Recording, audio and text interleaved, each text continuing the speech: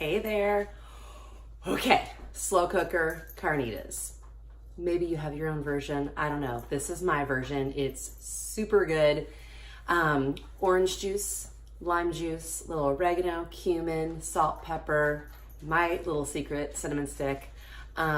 Gives it just that little extra something. And I can't remember if there's any other ingredients. I'll write the recipe down in the little notes section. But you guys, this is awesome. I actually was working for a friend today, helping her stage. She's a staging business for getting homes ready to sell. And so I was helping her do decorating and stuff.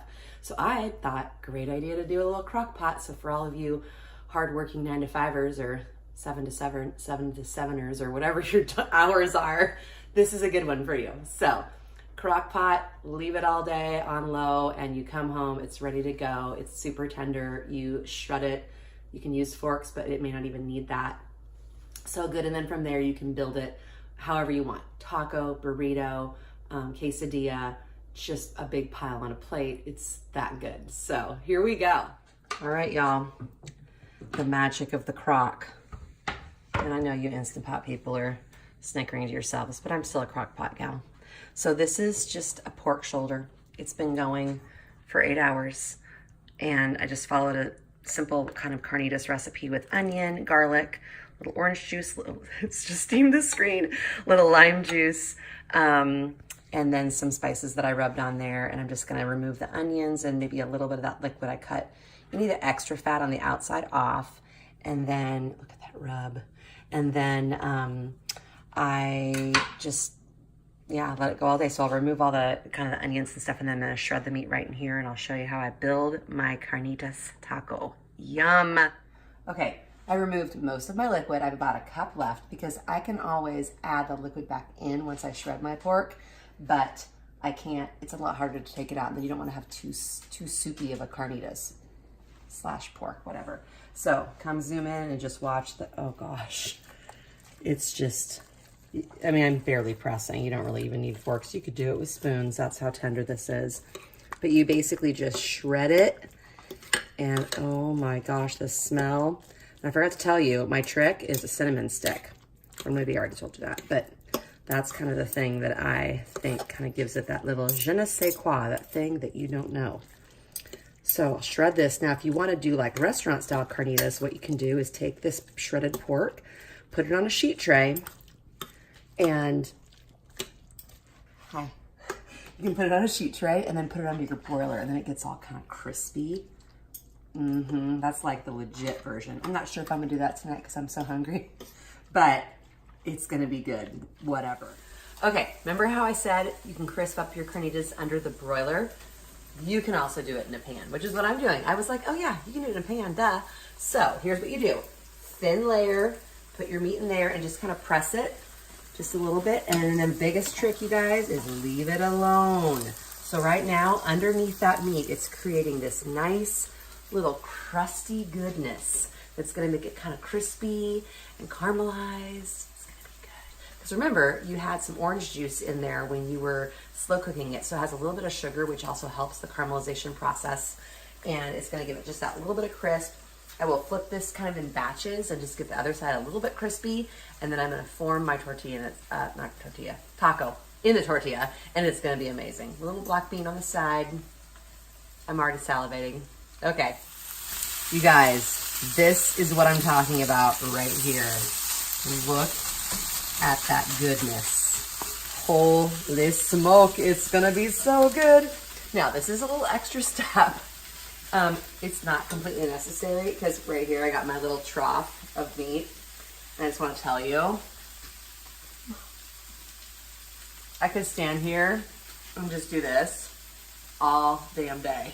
It's so good. That little hint of cinnamon, to me, is the thing that kind of takes it over the edge. It's so, so good. So anyways, this is just a bonus step, something I wanted to do because I bought pico de gallo. I didn't make it from scratch, but I know how to. I just didn't want to. And it's just, I want to make it like the real, like, prime carnitas tacos. So anyways, I will give you a taste test review in a moment. I'm ready. Okay, so a little bit of my meat's going down. Well, that's a lot of meat. Maybe I'll do a little less. Those little crispy No, I love the word tender vittle. It's kind of what it reminds me of. And I've spilled some, darn it. Okay, so follow me over here. I'm gonna do just a little dollop of sour cream on these guys because I like sour cream, but it's not necessary nor required. A little pico de gallo. It's gonna go down. You could make your own for sure. A little cilantro. That probably should be my last step, but guacamole. So a little bit of this. It's gonna be like a little party. And you know, it is the day after Cinco de Mayo, but Mexican food can happen in my house pretty much every day of the week. Probably gonna be messy, but I'm gonna go for it. You like my towel over my shoulder?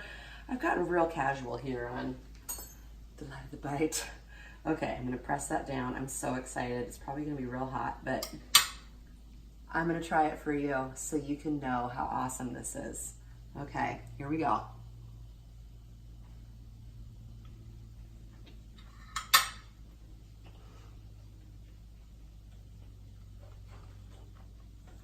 Having a little Mexican party in my head. Oh my gosh. You guys, you've got to make these. Oh my word.